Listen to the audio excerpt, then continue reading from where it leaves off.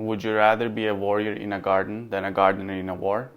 When you think about it for a second, it's not that hard to decide which one you'd rather be. Hey, what's up everyone? Akin here. In this episode of One Quote Monday, I'm going to be talking about this quote. It's better to be a warrior in a garden than a gardener in a war. And why I think everyone should be monsters. It's either a Chinese or a Japanese proverb and it's self-explanatory. But let's still talk about it since there will be people who would call this bullshit. What I understand from this quote is it's always better to be prepared for the worst. What's the worst that can happen? Well, you could end up in a war and might have to fight for your life. In today's world, being in a literal war is unlikely. I mean, it still happens, but nowhere near like 1,000 years ago. But you might end up in a situation where you can't run away and have to defend yourself. I hope that never happens. But if you're a warrior, you'd be prepared and wouldn't worry that much. It's always better to be capable and have the skills to defend yourself and not having to use them. In other words, you should be a monster and you should learn how to control it. You should be a monster. He said you should be a monster, you should be ruthlessly ambitious, and then learn how to control it.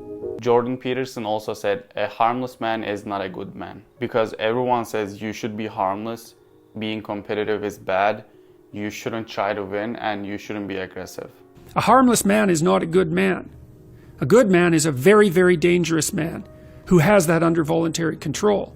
Think of it this way. There's a lot of bullying in schools, right? 99% of bullies don't even know how to fight. Once some confident kid stands up to them, the bully just backs away, and it usually ends there.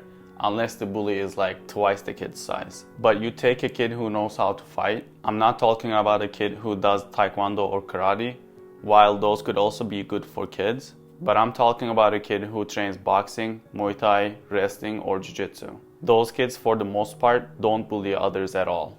Because they know they're capable of hurting others, but they just don't.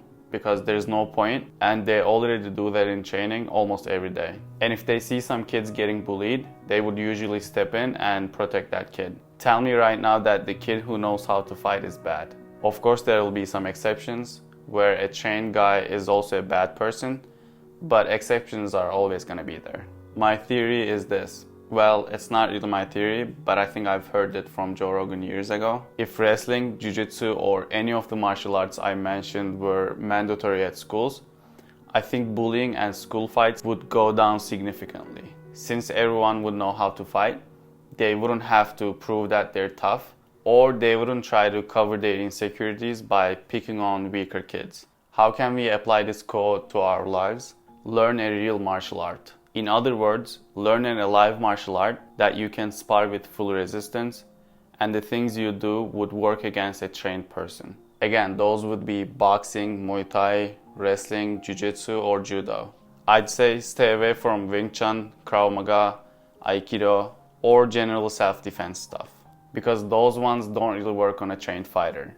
Joe Rogan had a take on this when he was talking to Lex Friedman. If someone's much better at you and they trip you and get you on your back, and then they fucking elbow you in your face and then get a head and arm choke on you, all that Krav Maga shit's out the window, son. You're way better off learning what works on trained killers. Have situational awareness. Law enforcement and military people can speak to this much better than I will, but you have to know what's going on around you. That includes when you're commuting to work, either by car or a public transportation, when you go shopping, or anytime you're outside. Don't be like head down in your phone. Stick your nose out of it, look around, and be aware of what's going on. Is anyone acting weird or suspicious?